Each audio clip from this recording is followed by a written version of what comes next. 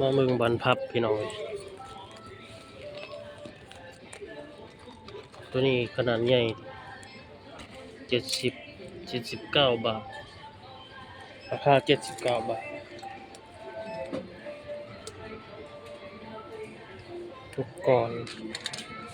ตัวนี้13 บาทอยู่ในโลตัสถือว่าถูกอยู่อะไรแบบนี้เพราะว่าในร้านมันจะมีหลายตัวเนาะมักเงาๆพี่น้องเพราะว่าเมื่อใส่บานเฮือนเมื่อใส่เฮือนประตูเฮือนว่าประตูเฮือนมันสูง1.50 เนาะสิใส่ตัวนี้มันก็สั่นพวกแต่ขนาดนี้พอดีงาม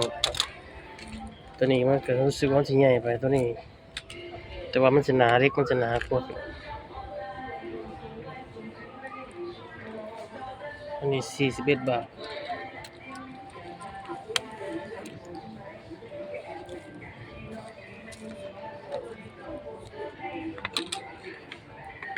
บ่เบียร์หาแบบนึงนะพี่น้องคล้ายๆแบบนี้เลยแต่มันสิเป็นยาวกว่านี้เนาะคล้ายๆเฮาใส่กับบานกระทุกพี่น้องเฮารัดออกนะเฮาแบบว่าบ่เบียร์ว่าสิบ่แบบบ่ใส่แบบบานพับตัวนี้บ่เบียร์ว่าสิบ่ใส่ตัวนี้พี่น้องว่าสิบ่ใส่ตัวนี้เนาะบานพับแต่แบบเอายาวๆมาดัดออกซื่อพี่น้องดัดออกข้างๆซื่อแต่มาหามันบ่มีอะอยากเบิ่งราคาเนาะราคามันสิเท่าใดแต่ยังบ่พอบ่เบียร์สิบ่ใส่แบบนี้บ่ใส่หูแบบนี้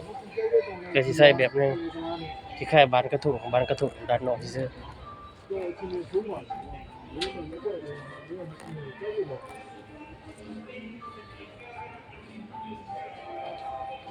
มีแต่อุปกรณ์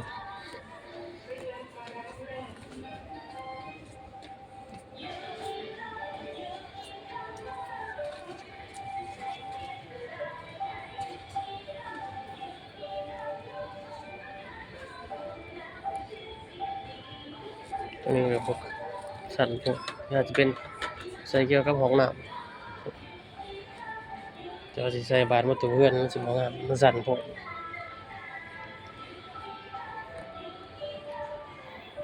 สิเอารุ่นนี้ได้พี่น้องแต่ราคามันคือแต่ว่าเล็กมันบางโพดนี่มันบางโพดแต่ตัวนี้มันหนาแต่เรือนบ่เบียร์มันเป็นบานประตูที่ว่ามันก็บ่ได้ใหญ่หรอกแต่40 60หรือ50กว้างๆ50ความสูง150เนาะใส่ตัวนี้มันก็คือจังว่า41 บาทขนาดนี้ก็ดีคือกันแต่ว่ามันเป็นเด็กบาท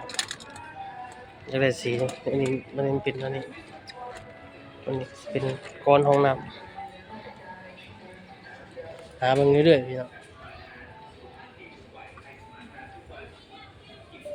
แต่มักอีกแบบนึงนะพี่น้องที่ว่าเบียร์ว่ายังบ่เห็นเนาะมันเป็นคล้ายๆเกี่ยวกับบานกระทุก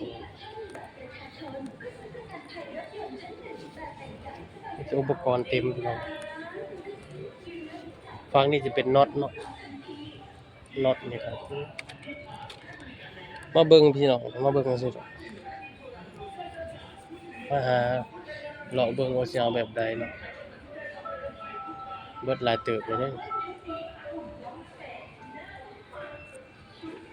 30 20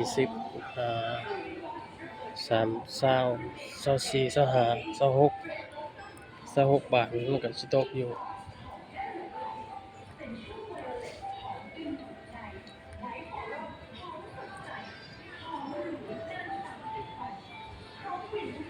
อาจจะบ่มีแบบ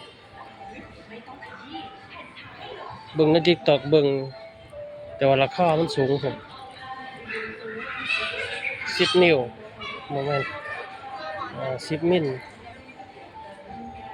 12 มิลราคามันก็เอามาลอกเก่าได้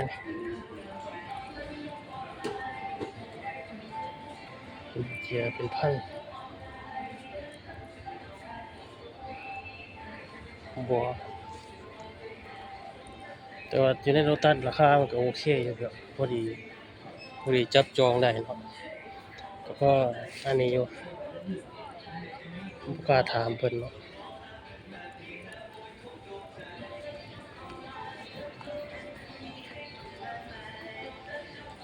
ถามดูก่อนก่อนลูกบิดก่อน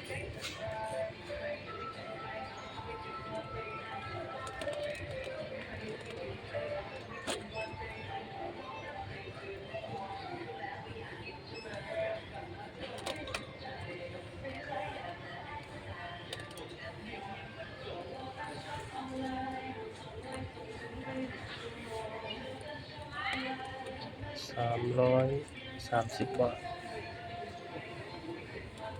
คือว่าใส่ห้องนอนพี่น้องประตูห้องนอนก็ใส่ใส่ประตูใหญ่330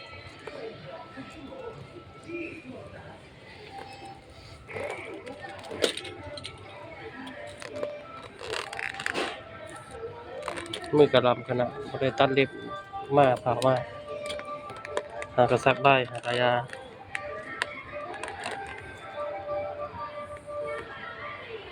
งามๆพี่น้องเดี๋ยวสิมาเอา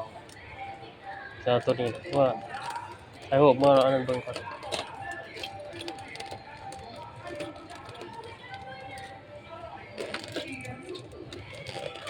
มันหลอกเบิ่งก่อน100 กว่าบาท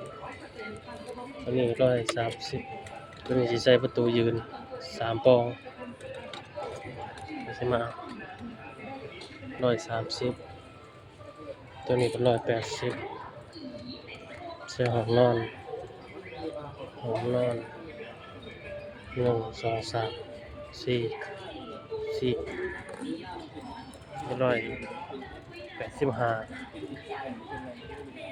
185 330 130โอเคพี่น้องไปถ่ายไว้เดี๋ยวจะ2 กับ 3 เดือนก่อนสิมาเอาสั่งเขาเจ้าเฮ็ดประตูอยู่ยังบ่แล้วก็เลยสิให้เขาเจ้าอันนี้เลยเดี๋ยวเอาเมื่อสิมาเอาเมื่อก็บ่คือแต่ก่อนพี่น้องเอ้ยเมื่อก็เอาของเมื่อใดก็บ่ได้สั่งกิโลเนาะน้ำหนักหลายก็เสียดาย